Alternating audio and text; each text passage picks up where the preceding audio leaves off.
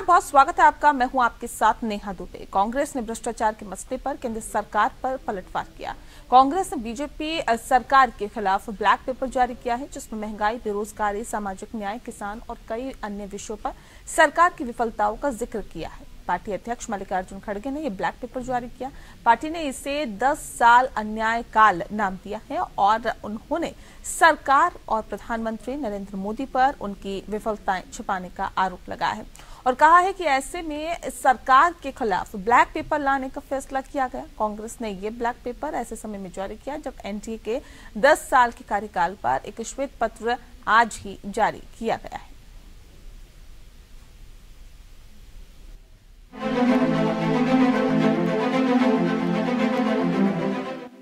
भ्रष्टाचार मसले पर सियासी जंग अब व्हाइट और ब्लैक पेपर तक पहुंच गई है। कांग्रेस पार्टी ने पीएम नरेंद्र मोदी के नेतृत्व वाली सरकार के खिलाफ एक ब्लैक पेपर जारी किया है। इस पेपर में कांग्रेस ने तमाम मुद्दों के अलावा प्रधानमंत्री नरेंद्र मोदी द्वारा बताई गई 4 जातियां, गरीब, महिलाएं, युवा और किसान पर फोकस किया है। पार्टी अध्यक्ष मल्लिकार्जुन खड़गे ने 57 पेज का ब्लैक पेपर जारी करते हुए इसे 10 साल अन्याय काल नाम दिया है। कांग्रेस ने सरकार और प्रधानमंत्री नरेंद्र मोदी पर उनकी विफलताएं छुपाने का आरोप लगाया। खड़गे ने कहा कि ऐसे में इस सरकार के खिलाफ ब्लैक पेपर लाने का फैसला किया गया है। हमेशा 10 साल की तुलना करने का सोचते हैं और मुझे कभी कभी ऐसा हंसी आती है कि उन्होंने परसों पब्लिक सेक्टर्स की बात करके उन्होंने बताया, लेकिन ऐसा नहीं कौन सा बताया कि जो पंडित जवाहरलाल नेहरू जी के जमाने में HAL, HMT, BEL, BHEL ऐसे चीजें कोई है उन्होंने कभी बताया नहीं।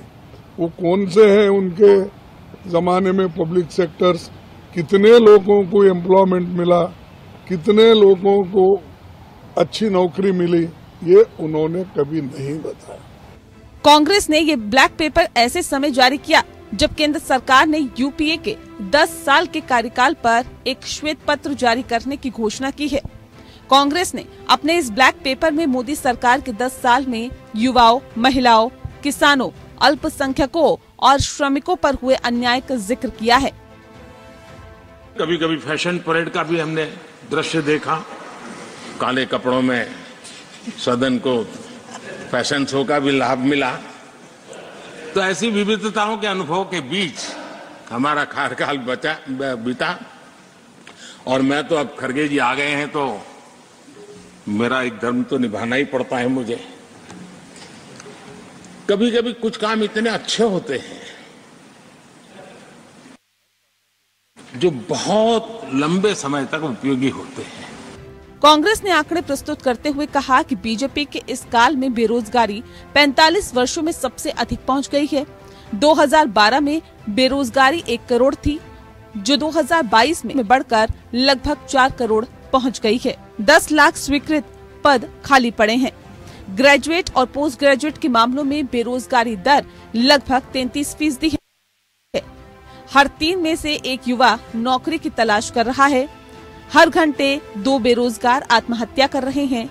कांग्रेस ने ब्लैक पेपर में बताया कि वैश्विक बाजार में कच्चे तेल की कीमत मई 2014 में 2024 के बीच 20% तक गिर गई है। इसके बावजूद मोदी सरकार LPG, पेट्रोल और डीजल की कीमतों में वृद्धि करती रहती है, जिससे अन्य सभी वस्तुएं महंगी हुई।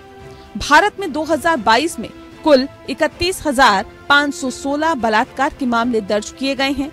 ये प्रतिदिन के हिसाब से औसतन 86 का आंकड़ा है। किसानों की आय 2 गुनी नहीं हुई है। ऐसे तमाम आंकड़ों के जरिए कांग्रेस ने बीजेपी पर पलटवार किया है। सवाल है कि ब्लैक बनाम व्हाइट से जनता को क्या फायदा होगा।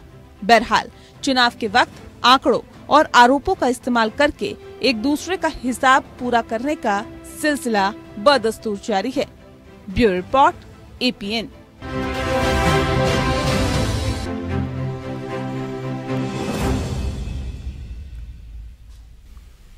तो एक तरफ श्वेत पत्र जारी किया गया तो दूसरी तरफ ब्लैक पेपर। अब दोनों के मायने समझने की हम कोशिश करेंगे और समझेंगे कि आखिर इससे जनता को क्या लाभ मिलेगा। इस विषय पे तफसील से चर्चा करने के लिए खास मेहमान हमारे साथ मौजूद है, उनसे आपका परिचय कराते हैं। इस वक्त हमारे साथ अजय पाठक जी हैं, भारतीय जनता पार्टी के प्रवक्ता हैं। अजय जी, बहुत स्वागत है आपका। डॉक्टर स्नेहाशीष वर्धन पांडे जी हमारे साथ जुड़ गए हैं, कांग्रेस के प्रवक्ता हैं, आपका स्वागत है। नरेंद्र सोनी जी हमारे साथ जुड़ गए हैं, आम आदमी पार्टी के प्रवक्ता हैं, आपका बहुत स्वागत है। और सुमित मेहरोत्रा जी इस वक्त हमारे साथ जुड़ गए हैं, टीएमसी के प्रवक्ता हैं। सुमित जी, आपका भी बहुत स्वागत है। इस खास कार्यक्रम की शुरुआत अजय पाठक जी आपके साथ करते हैं। भारतीय जनता पार्टी ने श्वेत पत्र जारी किया। सर, बीत गई सो बात गई। 2004 से 2014 के बीच क्या हुआ, वो जनता को बता के क्या फायदा? नेहा जी, ये देश ये जानेगा दोनों के कंपैरिजन में भारतीय जनता पार्टी का 10 साल और कांग्रेस के कुशासन का 10 साल। ये भारतीय जनता पार्टी ये सामने रखेगी सरकार की किस तरह की सरकार मनमोहन सिंह और कांग्रेस की सरकार चली और किस तरह की भारतीय जनता पार्टी की सरकार बनी।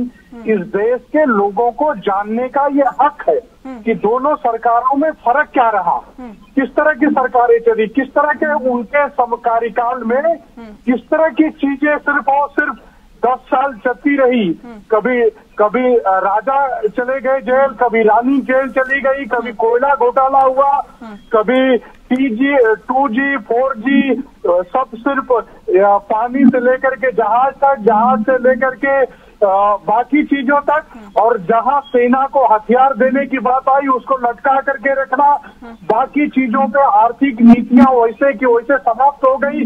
11वें स्थान पे ये देश था जब दुनिया ग्रोथ कर रही थी, तो ये सिर्फ घोटाले और घोटाले कर रहे थे।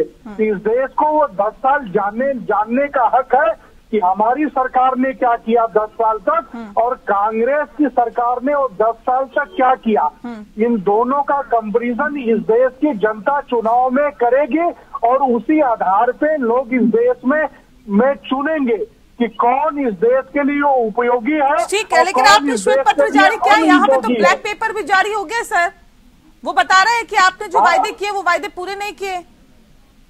तो नेहा जी, ये बात तो सत्य है ना, जहाँ अच्छी चीजें होती है वहाँ बुरी चीजें भी होती है। तो बुरी चीजों के लिए टीका लगाना पड़ता है ना। तो कांग्रेस ने आज अच्छी चीजों पे एक ब्लैक कलर का टीका लगा दिया है, तो वो एक ब्लैक कलर का टीका उन्होंने लगा दिया। ये देश को कोई नजर न लगे इसलिए ब्लैक पेपर ले आए हैं। इनका ब्लैक पेपर में ये बता रहे हैं कि मोदी सरकार के 10 साल में युवाओं, महिलाओं, किसानों, अल्पसंख्यक और श्रमिकों पर अन्याय हुआ है। कह रहे हैं ये अन्याय का पेपर हमने जारी किया है। किस तरह से भारतीय जनता पार्टी की सरकार लोगों पर अन्याय कर रही है, लोगों के साथ अन्याय कर रही है, लोगों को धोखा दे रही है, तमाम बड़े बड़े वायदे करती है, लेकिन नतीजा वही ढाक के 3 पार। नेहा जी, अन्याय तो हुआ है। इस देश की जनता ने कांग्रेस को बेरोजगार कर दिया है। कांग्रेस का 54 साल का युवा आज बेरोजगारी घूम रहा है। कांग्रेस के लोग बेरोजगार हो गए हैं। अगर इस देश का युवा, किसान अगर बेरोजगार होता तो सड़कों पे होता। आज भारतीय जनता पार्टी को दोबारा चुन के नहीं ले आता, तिबारा चुनने नहीं आता। जहाँ जहाँ चुनाव हो रहे हैं वहाँ भारतीय जनता पार्टी की क्या होगा ये तो आपने भी नहीं देखा और हमने भी नहीं। लेकिन कांग्रेस ने जो आंकड़े प्रस्तुत किए हैं उसमें सुन लीजिए सर, सुन लीजिए ना, सुन लीजिए। उसमें कहा है कि भाजपा के इस सुन लीजिए सर, सुन लीजिए। उसमें कहा है कि भाजपा के इस काल में बेरोजगारी 45 वर्षों से के अंदर सबसे ज्यादा है और इस वक्त सबसे ज्यादा पहुंच गई है। 2012 में बेरोजगारी 1 करोड़ थी, जो 2022 में बढ़कर 4 करोड़ के लगभग पहुंच गए। ये आंकड़े जो कांग्रेस पार्टी ने जारी किए।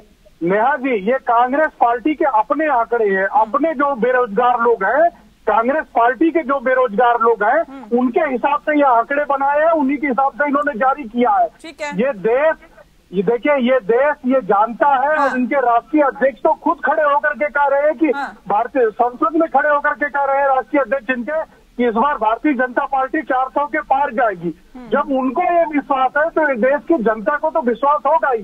अब उस पर लिपापोती करने के लिए ब्लैक पेपर ले आए या ब्राउन पेपर ले आए, उससे इस देश की जनता को कोई फर्क नहीं पड़ता। जब इनको 50-55 साल से और पिछले 2004 तो ये भी कह सकते हैं ना कि चाहे व्हाइट पेपर ले आए चाहे ग्रे पेपर ले आए, उससे देश की जनता को फर्क नहीं पड़ता।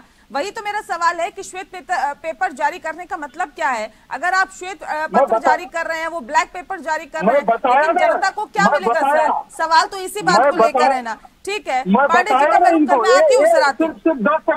सिर्फ 10 सेकेंड इनको मैं वही तो आपको बताया कि ये व्हाइट पेपर ले आने का सिर्फ एक कारण है कि पिछला जो 10 साल था 2004 से 2014 कांग्रेस ने किस तरह से कुप्रबंधन, आर्थिक कुप्रबंधन किया, भ्रष्टाचार किया, किस तरह से इन्होंने एक भी प्रोजेक्ट जो स्टार्ट किया उसका फीता नहीं काट पाए। जो 55 साल पहले प्रोजेक्ट चला था उसी को बढ़ाने का काम किया। इन्होंने जो श्वेत पत्र जारी किया उसमें घोटालों का जिक्र किया। कम से कम आपने जो जारी किया उसमें कोई घोटालों का जिक्र नहीं किया। आप बात कर रहे हैं बेरोजगारी की, आप बात कर रहे हैं महंगाई की, आप बात कर रहे हैं महिलाओं की महफूजियत की, आप बात कर रहे हैं किसानों की, आप तमाम वो मुद्दों की बात कर रहे हैं। लेकिन अब सवाल इस बात को लेकर है, कोई घोटाले का जिक्र आप लोग नहीं कर रहे हैं। क्या एनडीए की सरकार वाकई भ्रष्टाचार मुक्त सरकार है? ये वजह है कि आपके पास मुद्दे नहीं है, या उन घोटालों का जिक्र अभी इसमें नहीं हुआ, कोई ऐसा घोटाला उजागर नहीं हुआ जिसको आप मुद्दा बना सके? नेहा जी देखिए, कांग्रेस हमेशा बौद्धिकता की राजनीति की है और बौद्धिक जो नव जागरण है उसकी राजनीति करती आई है। इसलिए कांग्रेस ने हमेशा सकारात्मक पहलुओं के साथ राजनीति की है, डिस्ट्रक्टिव राजनीति नहीं की है भारतीय जनता पार्टी की तरफ। क्योंकि मैं बार बार बोलता हूं कि एनडीए जो है वो नेशनल डिस्ट्रक्टिव अलायंस है, तो इन्होंने हमेशा बात किया घोटालों पे, इन्होंने हमेशा बात किया भ्रष्टाचार पे, और जिन मुद्दों पे इन्होंने 2014 का चुनाव जीता उन मुद्दों को भी ये लागू नहीं करा पाए 24 तक। अभी भी इनके सारे मुद्दे अगर 2014 में इनके जो चुनावी घोषणा पत्र थे उन्हें अगर 2024 में पढ़ा जाए तो भी अक्षरशः वो वैसे ही रह जाएंगे जो कोई लागू नहीं है। तो कह रहे हैं ना कि बेरोजगार अगर सबसे बड़ी बात ये है नेहा जी, अभी लद्दाख में बहुत बड़ा प्रोटेस्ट हो रहा है, वो राष्ट्रीय मीडिया से अछूता है। अभी किसानों का प्रदर्शन हुआ 1 साल तक, क्या था वो? किसानों के साथ अन्याय था, 3 काले कृषि कानून आए थे, उसके खिलाफ लड़ाई लड़ रहे थे, तो रेल पे सड़कों पे है।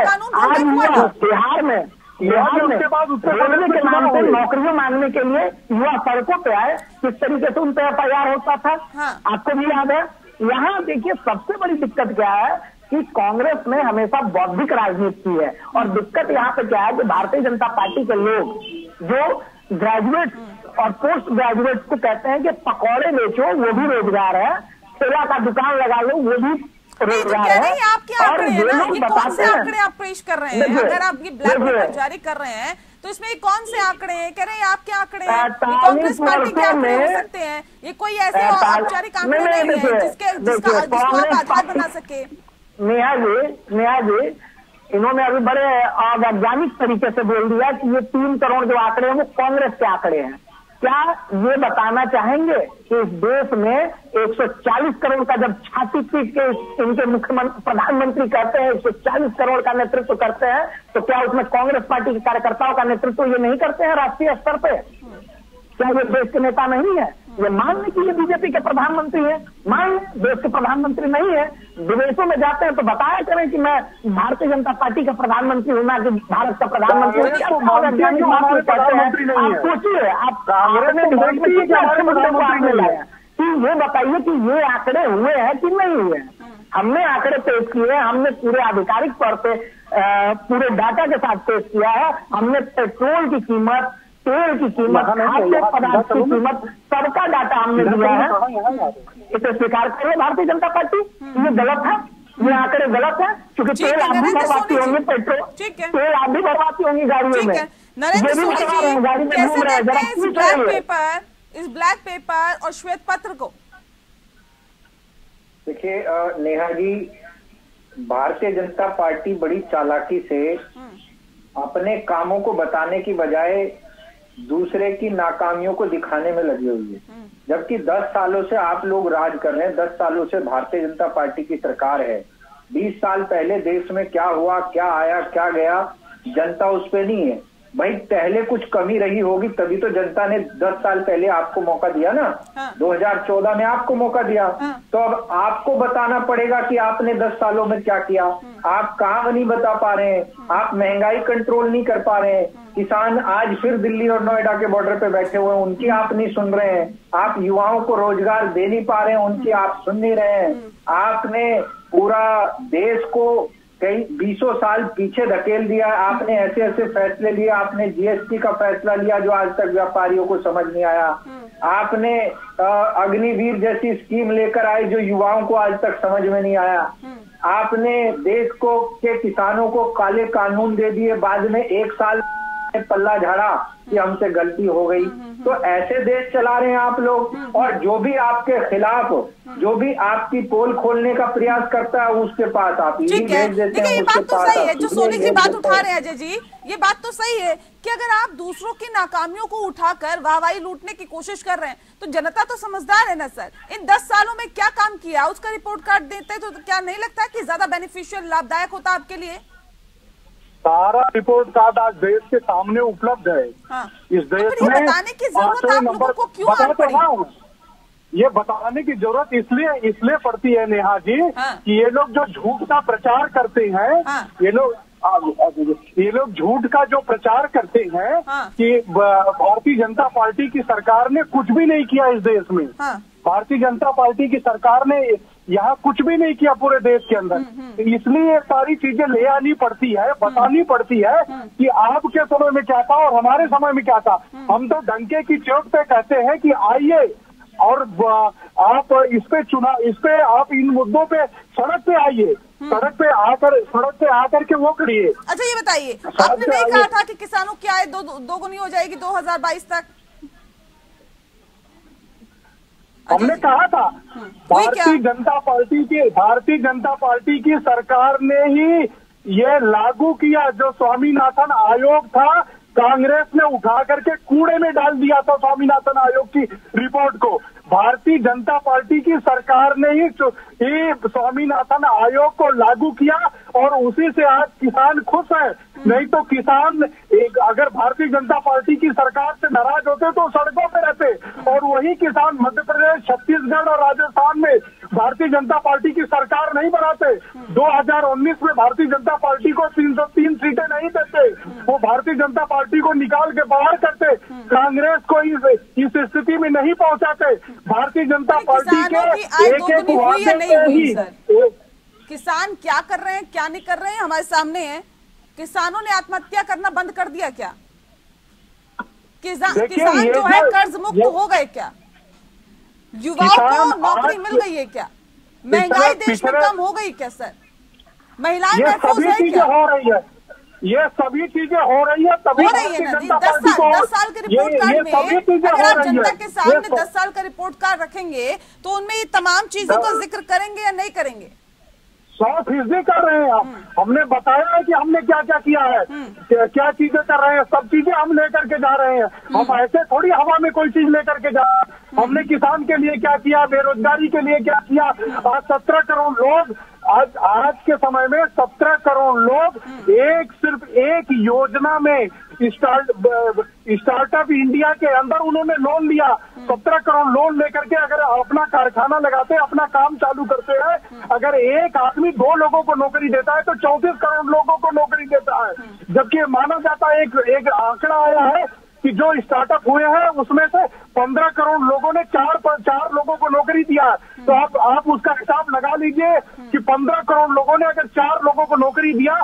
सिर्फ सरकारी नौकरी की बात नहीं है, इस देश में जितनी आज एम्प्लॉयमेंट जनरेट हुआ है उतना कभी नहीं हुआ। क्यों आप लोगों को अन्यायकाल लगता है सर? ये तो कह रहे इतना हमने कर दिया, इतना सब कुछ करते कि देश में हालात बिल्कुल सही हो गए, पूरी तरह से पटरी पे आ गया। ये आप लोगों को ये अन्यायकाल लगता है क्यों?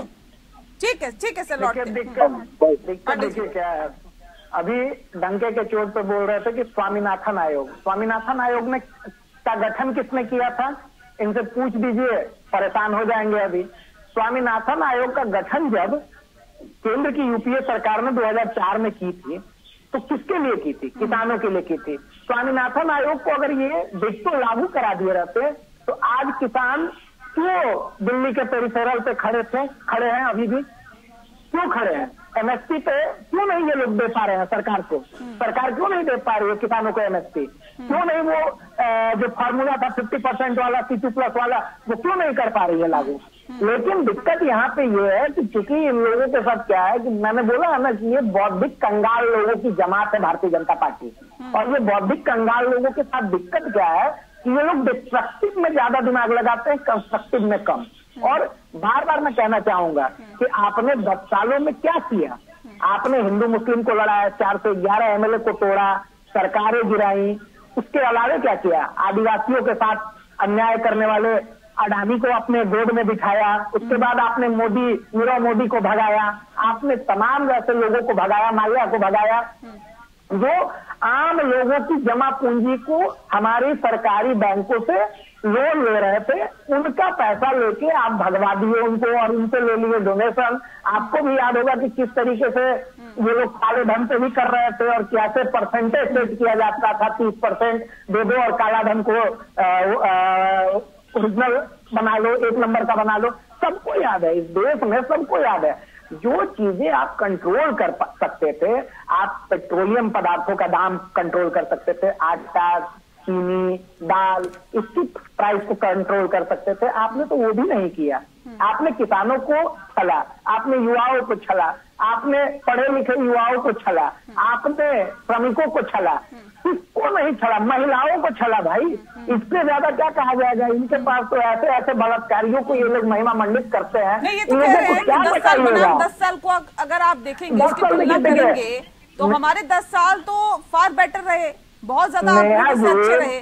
तो ये तो कह रहे हैं कि हमारे 10 साल अच्छे रहे, यही वजह है कि हम श्वेत पत्र लेके आए। नरेंद्र जी देखिए, यहाँ पर तो सीधे सीधे ये भी आप लोगों की तरफ से आरोप लगाए गए, कांग्रेस ने जो ब्लैक पेपर जारी किया कि जो एनडीए की सरकार नहीं है जिन राज्यों में, उनके साथ भेदभाव भी किया जाता है, टैक्स के मसले पर उनसे भेदभाव करती है केंद्र सरकार। साथ ही साथ तमाम तरह के आरोप लगाए यहाँ पे जा रहे हैं। घोटालों को लेकर श्वेत पत्र में आप लोगों पर हमले किए गए हैं। अब सवाल इस बात को लेकर है कि यहाँ पर सिर्फ कांग्रेस ही नहीं बल्कि ममता बनर्जी या आप लोगों पर भी यहाँ पर निशाने साधे गए हैं कि मौजूदा जो सरकार है अलग अलग राज्यों में, वो घोटालों की सरकार है। देखिए नेहा जी, ये बड़ा ही दुर्भाग्यपूर्ण है कि जहां जहां जिन राज्यों में विपक्ष की सरकारें हैं, जहां जहां अन्य पार्टियों की सरकारें हैं, वहां वहां भारतीय जनता पार्टी की केंद्र सरकार फंड देने में बहुत ही ज्यादा सौतेलेपन के व्यवहार कर रही है। ये लोकतंत्र में ठीक नहीं है, ये आने वाले समय के लिए भी ठीक नहीं है। इस तरह की परंपरा आप जो है आने वाली पीढ़ी को देकर जाएंगे कि जब भी कभी किसी प्रदेश में आपके विपक्ष की पार्टी की सरकार होगी तो आप उसको फंड नहीं देंगे। वो तो उनका कानूनी अधिकार है, संवैधानिक अधिकार है, और जो संवैधानिक अधिकार है वो तो मिलना ही चाहिए। दूसरी बात जो आपने कही भ्रष्टाचार को लेकर, तो ये भी बड़ा मतलब अजीब सी बात है कि जो व्यक्ति जिस पर भारतीय जनता पार्टी और माननीय प्रधानमंत्री जी स्वयं उस पर आरोप लगाते हैं कि 70,000 करोड़ का घोटाला कर लिया अजीत पवार ने, और बाद में 3 दिन के बाद उसको अपनी पार्टी में लेकर जब डिप्टी सीएम बनाया जाता है महाराष्ट्र का, तो उसके सारे दाग धुल जाते हैं। ये लोगों की समझ के बाहर है। आज हर देश के चौक चौराहे पे इस बात की चर्चा है कि छगन भुजबल जब तक एनसीपी में थे तब तक तो वो आपके विपक्ष में थे, तब तक तो उनकी जांच चल रही थी। जैसे ही वो भारतीय जनता पार्टी में आके मंत्री बन गए महाराष्ट्र के अंदर, उनकी सारी जांचें बंद हो गई। ईडी ने जवाब दिया कोर्ट में जाके कि उनकी तो फाइल खो गई। बड़ा हास्यास्पद है। और जिस तरीके से आपने देखा आसाम के मुख्यमंत्री बना रखा, वाटर घोटाले की जांच चल रही थी हेमंत बिस्वा शर्मा पे, और आज वो इनकी पार्टी में आके मुख्यमंत्री बने बैठे हैं, उनकी सारी जांचें बंद हो गई है। नारायण दाने हो, उनकी जांच बंद हो गई है। मुकुल रॉय की जांच बंद हो गई है। जितने लोग भारतीय जनता पार्टी ज्वाइन कर लेते हैं सबको क्लीन चिट मिल जाती है, सबकी जांच बंद हो जाती है, सब पाक साफ हो जाते हैं, सब इनकी पार्टी में जाके सब शुद्ध हो जाते हैं। ऐसी वॉशिंग मशीन का निर्माण भारतीय जनता पार्टी ने किया है, और आज देश के हर चौक चौराहे पे इस बात की चर्चा है। इसका मतलब साफ है कि भारतीय जनता पार्टी भ्रष्टाचार के खिलाफ नहीं है। भारतीय जनता पार्टी उन सभी लोगों के खिलाफ है जो भारतीय जनता पार्टी की पोल खोलते हैं, जो भारतीय जनता पार्टी की नीतियों का विरोध करते हैं, जो भारतीय जनता पार्टी को वोट नहीं देते, ऐसे तमाम लोगों के खिलाफ भारतीय जनता पार्टी काम करती है। ऐसे तमाम लोगों को कोसने का, तमाम लोगों को ऐसे प्रताड़ित करने का काम करती है, एजेंसियों का गलत तरीके से इस्तेमाल करने का काम करती है। और ये जो बड़े कॉन्फिडेंस के साथ बोलते हैं कि अब की बार 300 पार, फिर अब की बार कह रहे हैं कि अब की बार तो 370 पार हो जाएंगे, तो इस पे शक हो रहा है देश की जनता को कि आखिर इतना कॉन्फिडेंस भारतीय जनता पार्टी के लोगों में आता कहां से है। क्योंकि आज तो देश के चौक चौराहे पे हर युवा तो रोजगार मांग रहा है, सवाल पूछ रहा है भाजपा से कि भाई आप तो 2 करोड़ रोजगार हर साल देने वाले थे, उस हिसाब से तो 20 करोड़ लोगों को रोजगार मिल जाना चाहिए था। 10 साल आप लोगों ने सरकार चला ली। अजय जी देखिए, ये तो सवाल उठता है ना सर, और ये सवाल उठेगा कि अगर आप भ्रष्टाचार की बात करते हैं, आप भ्रष्टाचारियों की बात करते हैं, तो विपक्ष भी ये सवाल उठाता है कि हमारे नेता जब तक हमारे साथ रहते हैं तब तक तो भ्रष्टाचारी होते हैं, और जैसे ही आपकी पार्टी में आ जाते हैं वो दूध के धुले हो जाते हैं। ये कैसा मापदंड है सर? ये तो सवाल उठाएगा ही ना। चाहे फिर शुभेंदु अधिकारी, आपने शारदा घोटाले का जिक्र किया, शुभेंदु अधिकारी आपके पास आ गए तो वो सब सही हो गया, वैसे घोटाले हो गए पश्चिम बंगाल में, एक अलग चीज है। ममता बनर्जी पर भी आप निशाना साध रहे हैं, लालू प्रसाद यादव पर भी आप निशाना साध रहे हैं, अजीत पवार पर भी निशाना अगर साधा होता आपके साथ नहीं होते, हेमंत बिस्वा शर्मा, एक लंबी फहरिस्त है सर। लेकिन सवाल इस बात को लेकर कि जो आपके पास आ गए वो सब सही हो गए, जो दूसरी पार्टियों में है वो भ्रष्टाचार के पुतले हो गए, ऐसा कैसे सर? नेहा जी, मैं इन लोगों की बातें सुन नहीं पाया, लेकिन आपकी बात का मैं जवाब देता हूँ। मेरा फोन कट गया था। मैं आपकी बात का जवाब देता हूँ। देखिए, हमारे यहाँ जो आएगा इस शर्त पे आएगा कि आ करके यहाँ पे कोई आप देखिए, हमारी 10 साल की सरकार में एक भी, जितने लोग भी हमारे साथ आए, किसी ने किसी के ऊपर सिंगल घोटाले का आरोप नहीं लगा पाए, न उनके खिलाफ कुछ कर पाए। आरोप लगे हुए, मैं एक साइलेंट देता हूँ, आप सुनिए ना। नहीं भूलने, जांच चल रही है, जांच, किसी के खिलाफ जांच नहीं बंद हुई है, सबके खिलाफ जांच चल रही है। जो भी आएगा वो सामने सबके आएगा। आपके साथ शामिल होने के बाद कितनी बार ईडी के छापे पड़े सर, बताइए ना। आज ये सबके मामले कोर्ट में है, सबके मामले कोर्ट में। दूसरा एक चैलेंज मैं इनको देता हूँ कि सिर्फ हमारी 12 प्रदेशों में सरकार है, बाकी के प्रदेशों में भारतीय जनता पार्टी की सरकार नहीं है। जहां भारतीय जनता पार्टी की सरकार नहीं है, वहां भारतीय जनता पार्टी कभी सरकार में रही है तो उनके खिलाफ ये घोटाले निकाल करके दिखाए। इनको ये चैलेंज है कि किसी भी नेता के खिलाफ घोटाले उठा करके निकाल करके दिखाए। एक भी भारतीय जनता पार्टी के खिलाफ ये घोटाले निकाल नहीं सकते, सिर्फ ये बातें करते रहेंगे। इन्होंने जीवन भर घोटाले किया है, ये है। और ये जो अरविंद कि ये जो नेता आपके पास आए या भारतीय जनता पार्टी में शामिल हो गए या एनडीए में शामिल हो गए, वो साफ सुथरी छवि के कैसे हो गए सर? नेहा जी, मैं वही तो बोल रहा हूँ कि इनको उनके खिलाफ जांच जाकर के ईडी से वहां पे कोर्ट में जाए और कोर्ट में जाकर के उनके खिलाफ जांच करवाए। कौन मना कर रहा है? अरविंद केजरीवाल के प्रवक्ता बैठे हुए यहाँ ये जो बातें कर रहे हैं, जिस आदमी ने अपने रामलीला मैदान में सोनिया गांधी की फोटो लगा करके कहा कि इस दुनिया की सबसे भ्रष्ट जो औरत है वो सोनिया गांधी है, सोनिया गांधी को ईडी उठा करके ले जाए 4 घंटे में वो सब उगल देंगी। आज वो सोनिया गांधी के चरण छू करके उनके गोद में बैठे हुए हैं। जिस आदमी को लालू प्रसाद यादव के फोटो अपने रामलीला मैदान में पीछे लगा करके इसी अरविंद केजरीवाल ने बोला कि दुनिया का सबसे भ्रष्ट आदमी ये अरविंद केजरीवाल है और ये लालू प्रसाद यादव है। लालू प्रसाद यादव को आप आज उसी के चरण छू करके उसकी गोद में बैठे हुए। जिस शरद पवार को सबसे भ्रष्ट आदमी बताए, उसी के बगल में बैठ करके आज जलबैया कर रहे हैं। जवाब दे जल्दी से 10 सेकंड में जवाब दीजिए, फिर मैं सुनिए क्या करती हूँ। ये लोग भ्रष्टाचारियों को इकट्ठा करके और खुद अरविंद केजरीवाल इस देश का सबसे बड़ा भ्रष्टाचारी बना हुआ है, क्योंकि जिनके ठीक है। पांडे जी, अजय पाठक जी ने भारतीय जनता पार्टी की नीति बता दी, बहुत धन्यवाद इनका कि इन्होंने ये बता दिया कि कब तक वो भ्रष्टाचारी है। अभी ये नीतीश कुमार के बारे में बोल रहे थे कि कभी नहीं जाएंगे, इन्हीं के अमित शाह जी संभवतः उनका वैल्यू नहीं होगा तभी ये कोर्ट नहीं कर रहे होंगे। उन्होंने अभी कहा था कि नहीं जाएंगे नीतीश कुमार जी के साथ। नीतीश कुमार जी के ऊपर किस तरीके से ईडी सीबीआई का दिखा के डर, सृजन घोटाले का डर दिखा के किस तरीके से उनको अपने पाले में बैठा लिए आप लोगों ने देखा होगा। अभी हालिया है, अभी 12 तारीख को फ्लोर टेस्ट भी होना है, उसके लिए विधायकों को 10-10 करोड़ रुपए देने वाले ये लोग हैं कि 10-10 करोड़ ले लो मेरे साथ आ जो जाओ। आपके साथ गए थे तब भी 10 करोड़ रुपए दिए गए थे क्या? और भारतीय जनता पार्टी तो जब आपके साथ गए थे तब भी 10 करोड़ रुपए दिए गए थे। इनके साथ जब गए थे तब तो 100 करोड़ रुपए लिए थे। तो भारतीय जनता तो 100 करोड़ रुपए दे के बुलाए थे ना, 12 विधायकों को ये तो 100 करोड़ रुपए दे करके तब उनको बुलाए थे। तो ये परिपाटी कहाँ से शुरू हुई ये बताइए ना, ये तोड़फोड़ की परिपाटी कहाँ से शुरू हुई थी? आज से हो रही है क्या पांडे जी? इस देश में चुनी हुई नेहा जी, इस देश में चुनी हुई 56 सरकारों को रातों रात बर्खास्त करने वाली ये कांग्रेस लोकतंत्र का पाठ पढ़ा रही है। इस देश को इमरजेंसी के आग में झोंकने वाली कांग्रेस ये लोकतंत्र का पाठ पढ़ा रही है। इस देश में 1,72,000 लोगों को जेलों में बंद कर देने वाली कांग्रेस ये लोकतंत्र का पाठ पढ़ा रही है। इस देश में 17,000 पत्रकारों को 17,000 पत्रकारों को जेलों में बंद कर देने वाली ये कांग्रेस सरकार लोकतंत्र का पाठ पढ़ाएगी। ये लोग काले कारनामे करते ही आए हैं, इसलिए अपना काला दिखा। ठीक है सोनी जी भी कुछ कहना चाहिए। सोनी जी ठीक है, ऐसे नहीं होता है, ऐसे नहीं होता है। एक एक करके आप अपनी बात रखिए, इस तरह से नहीं। सोनी जी जल्दी से, सुमित जी आगे पार्टी जो अटल बिहारी जी के आदर्शों पर चलने वाली पार्टी थी वो पार्टी नहीं रही। अटल बिहारी वाजपेयी जी ने कहा था कि और वो जो अन्ना के आदर्शों पे चलने वाली थी सरकार बनानी पड़े तो मैं ऐसी सरकार को चिंता से भी छूना पसंद नहीं करूंगा, ये अटल बिहारी जी ने कहा था।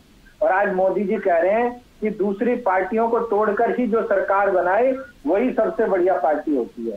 तो वो भारतीय जनता पार्टी को तो पूरा मैला कर दिया मोदी जी ने, पूरा मैला कर दिया। भारतीय जनता पार्टी के अंदर राम भी है, कृष्ण भी है। और जब राम की जरूरत पड़ेगी तो राम का रोल करेंगे, जब कृष्ण की जरूरत पड़ेगी तो कृष्ण की तरह। हम बांसुरी बजाना भी जानते हैं और चक्र चलाना भी जानते हैं। भ्रष्टाचारियों के ऊपर नरेंद्र मोदी जी चक्र भी चलाएंगे और इन भ्रष्टाचारियों को जेल में भी डालेंगे।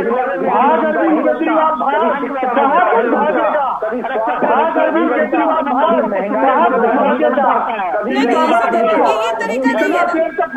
ये तरीका नहीं है ना। अभी अजय पाटिल जी जब बोले जाते तब बोलिए ना सर, ऐसे नहीं। और इंसानों की तुलना भगवान से और भगवान की तुलना इंसानों से मत करिए ना सर। भगवानों को भगवानों की जगह रहने दीजिए और इंसानों को इंसानों की जगह रहने दीजिए ना। जिसका जो काम है वो कर रहा है। लेकिन ये कौन सी बात होगी कि आप कहीं पे भी तो तुलना कहीं की भी कर देते हैं। श्वेत पत्र और ब्लैक पेपर पे बात करिए ना सर। आप लोग तो कहीं की तुलना कहीं पे भी करने लग जाते हैं, मुद्दे से भटक जाते हैं। इस तरह से नहीं। प्रधानमंत्री है, देश के प्रधानमंत्री है, काम कर रहे हैं अपना, अच्छी बात है। लेकिन भगवान से आप किसी की भी तुलना नहीं कर देंगे ना सर। उधार लेके पावर को आएंगे करने वाले लोग हैं। मैं बार बार बोलता हूँ कि ये मुद्दे पर नहीं बात बाबर की औलादे थोड़ी नहीं ऐसे नहीं। सोनी जी बोल रहे हैं, अभी सुनिए, आप लोग सुनिए। ऐसे नहीं चले। एक एक करके बोलेंगे, हैंड रेज करेंगे, मौका सबको मिलेगा। लेकिन इस तरह से नहीं कि सभी इकट्ठे बोलते रहेंगे ना सर। आवाज नहीं आती, क्लियर नहीं मेरे पास, मैं सुन पाती कि आप लोग क्या बोल रहे हैं। और मुझे लगता है जनता भी नहीं सुन पाती। एक एक करके बोलेंगे, हैंड रेज करिए, मौका मिलेगा। सोनी जी भी बोल रहे हैं, सोनी जी जल्दी से बात पूरी करें। मेरा एक सवाल ले लीजिए। भारतीय जनता पार्टी के प्रवक्ता यहाँ बैठे हैं, बड़ी ईमानदारी से हृदय पे हाथ रखे और तसल्ली से जवाब दे दीजिएगा कि आप ये बताइए, आपको दूसरी सरकार की कमियां, आज 10 साल आपको सरकार चलाते हुए आगे हो गए, आप अपना बताइए ना, आपने क्या किया? आपने महंगाई, जो सिलेंडर 2014 से पहले गैस का सिलेंडर गरीब आदमी को 450 रुपए का मिलता था, आज वो 900 रुपए का मिल रहा है। उस पे तो आपने बताया नहीं कि आपने क्या किया।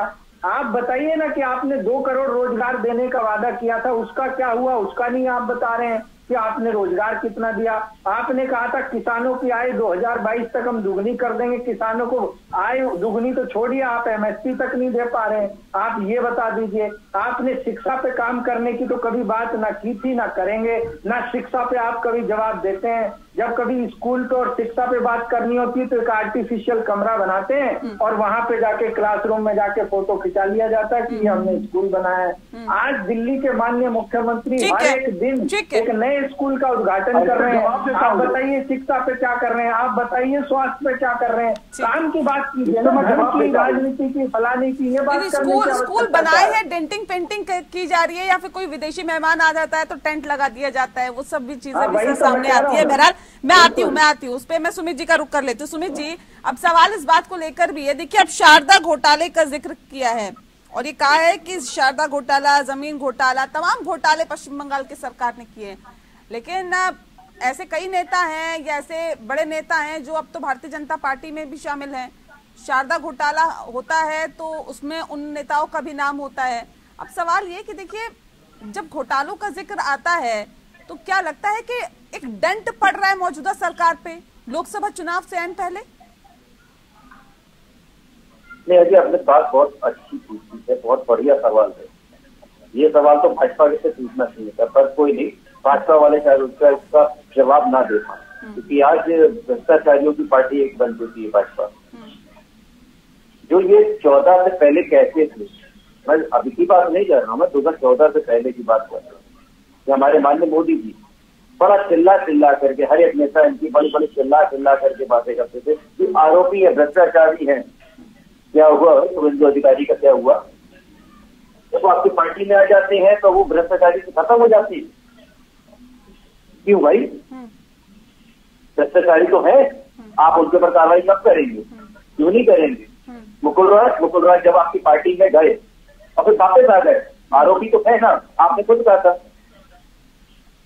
तो ये भ्रष्टाचारियों की पार्टी सुनिए सारा समय अगर आपने सबको दिया तो मुझे भी आप थोड़ा समय बताइए। जी नेहा जी, नहीं देखिए, इन्होंने आरोप बहुत लगाए कि वहां पे चिटफंड घोटाला हुआ है, आरोपी है।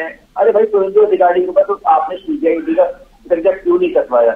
आपके फंड में है। अभी हमारे भाजपा के प्रवक्ता साहब कह रहे थे कि पहले वो आरोपी था और अब वो हमारे पास आ गया है, वो आरोपी नहीं है, वो कोई फर्जीवाड़ा नहीं करेगा। देखिए आपने कोई एग्रीमेंट लिखाया है क्या?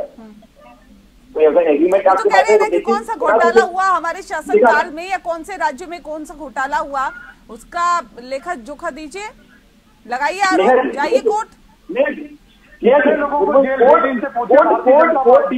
आपने मेरे कोर्ट में इतनी फाइलें लंबी पड़ गई है, उनका तक कोई इंसाफ हो नहीं पा रहा है। जनता की अदालत में लेके आइए ना, जनता की अदालत से बड़ी क्या है बताइए? आपसे निवेदन है कि सुना करिए, धैर्य से सुनिए। आप जब बोल रहे थे मैं भी धैर्य से सुन रहा था, वरना ऐसी टिकट नहीं होती है। ये आप देर से बड़े हैं, मैं आपसे निवेदन कर रहा हूँ। नहीं, बताइए ना कौन सा ऐसा घोटाला हुआ जिसका पता आपने जनता के सामने रखा और उस पर बात नहीं हुई? आसाम के मुख्यमंत्री ने घोटाला करा या नहीं करा?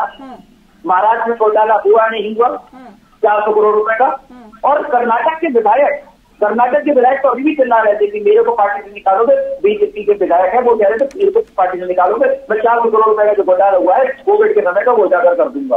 कहा भाई सीबीआई क्यों नहीं पकड़ा भाई? कर्नाटक में तो आपकी सरकार की समय सब कुछ नहीं। देखिए क्या है, इनका केवल और केवल एक ही मन चल रहा है कि किसी भी तरीके से हमें भाजपा में जो इस तरह मौजूदा जो सरकार है वो मोदी सरकार है, भाजपा नहीं है। भाजपा तो खत्म हो गई। भाजपा तो लालजी आडवाणी जी की थी, मुरली मनोहर जोशी जी की थी, इन लोगों की थी, जो पुराने लोग थे। आज जो पुराने लोगों को कहीं पूछा जा रहा है, मुझे पता ही है, जो कदर नहीं करते अपने पुराने लोगों की। ये वो पार्टी बन चुकी है, केवल वन मैन शो वाली बन चुकी है। और तब तक पहले भी ये भी जनता देखे कि 2024 ज्यादा दूर नहीं है, बहुत उत्साहित है। ये 300 पार 400 पार, देखिए नया क्या होता है, 300 पार 400 पार का नारा कोई देता है। जैसे क्लासरूम के अंदर जब पेपर देने कोई व्यक्ति जाता है तो पहले से सेटिंग हो जाती है टीचर से, वो कहता है कि बेटा तुम कुछ करके मत आना, मैं फिर भी तुम्हें फर्स्ट डिवीजन दूंगा। ये वही आलम है कि आप करो कुछ भी नहीं, जनता के लिए करो कुछ भी नहीं। ईवीएम में हमने सेटिंग करी हुई है, ये आप बटन दबाते रहना। तो कह रहे हैं हमने क्या नहीं किया, कह रहे हैं हमने बेरोजगारों को रोजगार दिया। अगर रोजगार नहीं देते हैं तो सड़कों पर लोग होते हैं, कहाँ सड़कों पर है, सब अपने अपने काम पर हैं। महिलाएं महफूजियत की बात की जाती है तो महिलाएं महफूज है, अर्थव्यवस्था अपनी पटरी पर है। कोरोना काल के बाद इतना बेहतर काम किया कि जो अर्थव्यवस्था है वो वापस पटरी पे। ये तमाम बातें यहाँ पे की जा रही है। ये कह रहे कि कहाँ पे दिक्कतें हैं, बताइए ना, कौन सा घोटाला हुआ? फर्जी फाड़े में नंबर 1 से मुझे आप बताइए, पीएम फंड में कितना फंड आया है, उन्होंने बताया? आरटीआई का कोई जवाब देती है? नहीं देते। क्यों नहीं बताऊँ भाई? पीएम फंड में जो फंड आया उस फंड का आपको बताइए। घोटाला एक 15 लाख घोटाला सिर्फ वही आप सुन लीजिए, चिल्लाइए मत आप हर टिकट चिल्लाते हैं। क्यों आपकी चोरी पकड़ी जाती थी जनता के आगे? मुझे बताइए, काला धन कहाँ है? काला धन के लिए आपने खुद चिल्लाया, काला धन अभी आ रहा है, डबल हो गया। आप यकीन मानिए, आज वो डबल हो गया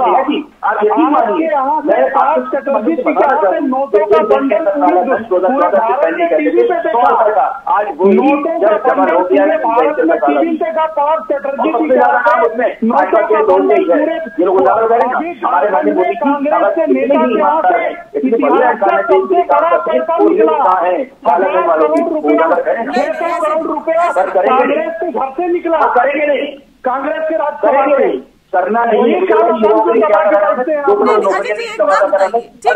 ठीक, किसानों की आय दुगनी कर रही। ठीक, अजय जी मैं आती हूँ, एक सेकंड रुक जाइए यार। अजय जी एक बात बताइए कि श्वेत पत्र जब जारी किया जाता है तो उसके पीछे मकसद होता है। श्वेत पत्र इसलिए जारी किया जाता है या तो अपनी सरकार की उपलब्धियां गिनाएं, लेकिन आपने बेहतर समझा कि हम पिछले सरकार की नाकामियों को गिनाएं, या तो उपलब्धियां गिनाएं या नाकामियां पिछली सरकार की गिनाएं। लेकिन आपको लगा नहीं नाकामियां गिनाना ज्यादा बेहतर है। सर तो उपलब्धियां गिना लेते, इतने आप लोगों को लगा कि आपने 10 साल में इतना बेहतर काम कर दिया, अर्थव्यवस्था आसमान छू रही है, $5 ट्रिलियन अर्थव्यवस्था बनाने की आप बात कर रहे हैं।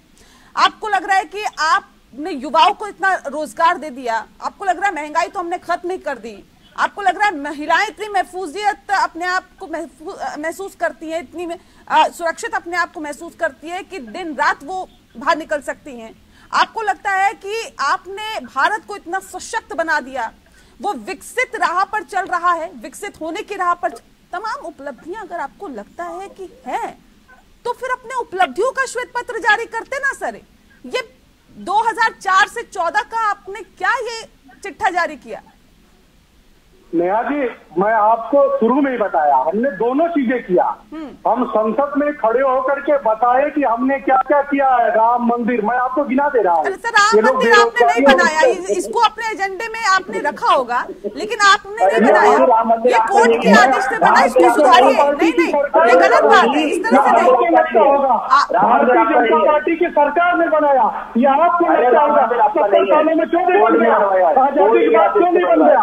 ये आपको सकता है। इस देश की जनता चाहती है कि राम मंदिर हमने बनाया। आप सुनिए, राम मंदिर हमने बनाया, राम मंदिर आपने बनाया, खत्म किया। इसका भी क्रेडिट लेंगे क्या सर? इस देश में भारत को 5वीं राम मंदिर जिसको खड़ा होकर सुप्रीम कोर्ट के आदेश के बाद बना, सुप्रीम कोर्ट के आदेश के बाद बना। Supreme court Bharatiya Janata party की उपलब्धि नहीं है, आपने इसके लिए आवाज उठाई, ये गलत बात है। भारतीय जनता पार्टी की सरकार ने बनाया सुप्रीम कोर्ट के आदेश के बाद। भारतीय जनता पार्टी की सरकार ने बनाया सुप्रीम कोर्ट के आदेश के बाद। और हम पहले दिन जिस दिन एक चैलेंज देता हूँ, ये बच्चे जो वामपंथी विचारधारा। सर हैरानी की बात है, जब मैं आपसे ये पूछ रही हूँ कि आप अपनी उपलब्धियों का बखान करते तो आप सबसे पहले कह रहे हैं राम मंदिर बना दिया। आप मेरी बात पूरी नहीं होने दे रहे हैं ना, बीच बीच में टोकते जाएंगे। मैं उनको चैलेंज देता हूँ, और कृष्ण जी के मंदिर का चल रहा है। ऐसे नहीं ना, एक सेकंड रुक जाइए, एक एक करके रुक जाइए, एक सेकंड रुक जाइए। अजय ऐसे नहीं। जिस तरह से हमने अपने एजेंडे में 1980 में राम मंदिर का जिक्र किया कि राम मंदिर बनाएंगे, इनकी हैसियत है तो राम मंदिर बन गया, प्रतिष्ठा हो गई, पूरा देश गवाह बना, अच्छी बात है। आप मुझे पॉइंट वाइज बताइए कि अगर श्वेत पत्र अपनी उपलब्धियों के लिए सुनिए ना सर, सुनिए ना, श्वेत पत्र अपनी उपलब्धियों के लिए जारी करते तो मुझे पॉइंट वाइज बताइए, सबसे टॉप पे क्या रखते? राम मंदिर। सुनिए ना, हाँ बिल्कुल रखते। इस देश में राम मंदिर का 140 करोड़ लोगों को गर्व है। हम रखते हैं कि हमने राम मंदिर बनवाया, हमारे एजेंडे में था। 370 हमारे एजेंडे। ठीक है सर, दूसरा मुद्दा बताइए ना सर, दूसरा मुद्दा बताइए, दूसरा क्या रखते हैं? इस देश की आंतरिक सुरक्षा, तो हमने बताया कि इस देश की आंतरिक सुरक्षा आज कहीं बंद नहीं होते हैं, रेल में, ट्रेन में, घर पे, एयरपोर्ट पे, इस जगह उस जगह। तीसरा बताइए, तीसरा बताइए। धारा 370 हमने हटा करके दिखाया। धारा 370 जिसको नेहरू ने देश को जम्मू कश्मीर से अलग कर दिया था, उसको फिर से इस देश में हमने दिखाया, जहाँ पे हमारे हिंदू भाइयों को सिर्फ इतना अधिकार था कि वो महिला ढोल सकते हैं, उनको वहाँ पे रहने का अधिकार तक नहीं था, वो करके हमने दिखाया। उसके अलावा इस देश में 5वीं अर्थव्यवस्था बना करके दिखाया कि ये भारत 5वीं जिस 11वीं अर्थव्यवस्था पे छोड़ करके गए थे, ये देश 5वीं अर्थव्यवस्था बना। आज ये देश दुनिया में अग्रणी है। आने वाले 5 सालों में तीसरी अर्थव्यवस्था बनेगा। तीसरी अर्थव्यवस्था बनने का मतलब है कि दुनिया के तीसरे पावदान पे हम पहुंचेंगे। दुनिया के 5वें पावदान पे पहुंचे हैं। नाकामियां जरूरी थी। इस देश को दोनों की तुलना जरूरी है। इनके प्रस्ताव में क्या हुआ, हमारे प्रस्ताव में क्या हुआ। सिर्फ और सिर्फ घोटाले किए। इनके 10 सालों में सिर्फ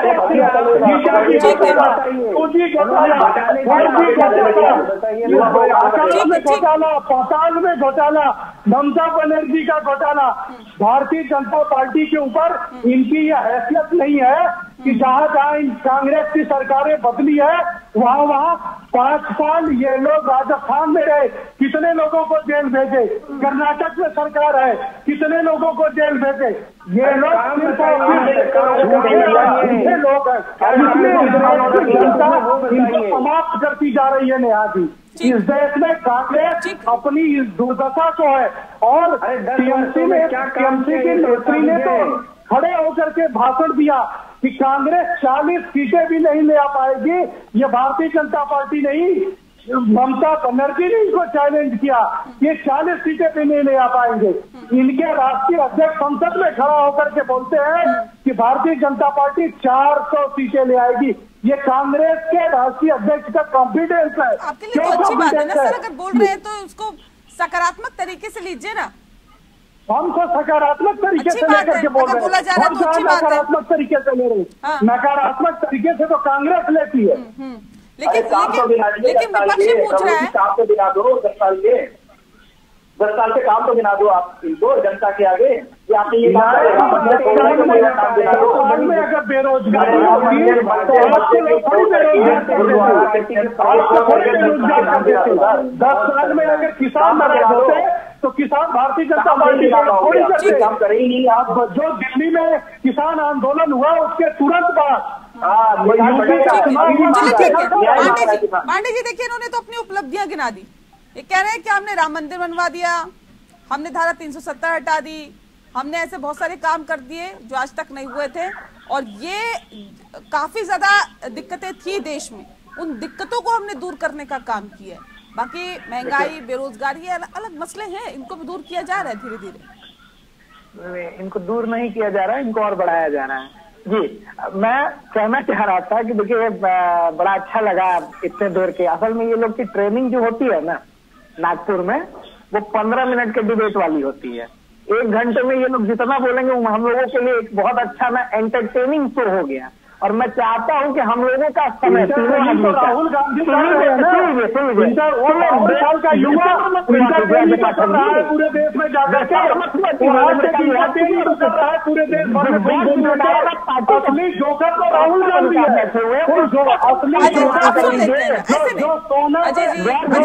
आपकी उपलब्धियां सुनी ना, अभी आपकी उपलब्धियां सुनी ना। ऐसे नहीं ना, ऐसे नहीं, दूसरे के बोलने पे बीच में नहीं बोलना सर, गलत बात है। ठीक है पांडे जी, अभी आपको सुना ना, सबने सुना सर, आपको किसी ने बीच में नहीं रोका टोका ना। अब ऐसे मत करिए प्लीज पांडे जी। गैर जिम्मेदार पार्टी जिसे जनता के मुद्दों से कोई मतलब नहीं है, वो ऐसे ही बीच में चिल्लाने का काम करेगी और करती रहेगी। दूसरी बात यह है कि जिनकी नाकामियों और नक्कारियों का जीता जागता सबूत इनके सबसे बड़े नेता प्रधानमंत्री नरेंद्र मोदी हैं, तो उन्हें ये कहने में देखिए थोड़ा सा भी शर्म नहीं आया ना कि न्यायालय के आदेश से नहीं भाजपा ने बनाया। मतलब आपको अब तो जवाब मिल गया नेहा जी कि क्यों नहीं कांग्रेस पार्टी या अन्य नेता क्यों नहीं जाना चाहते थे इस कार्यक्रम में। अब तो आपको सबूत मिल गया नेहा जी। और मैं बार बार बोलता हूँ कि भारतीय जनता पार्टी के लोगों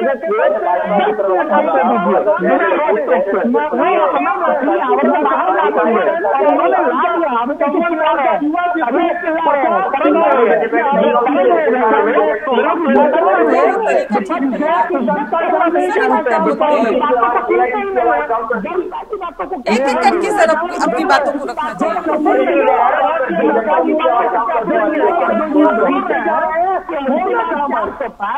तो मालूम है कैसे बोल रहे हैं। चंडीगढ़ का आंकड़ा आपने देख लिया है, आम आदमी पार्टी के साथ उन्होंने क्या किया था, ऑन रिकॉर्ड है।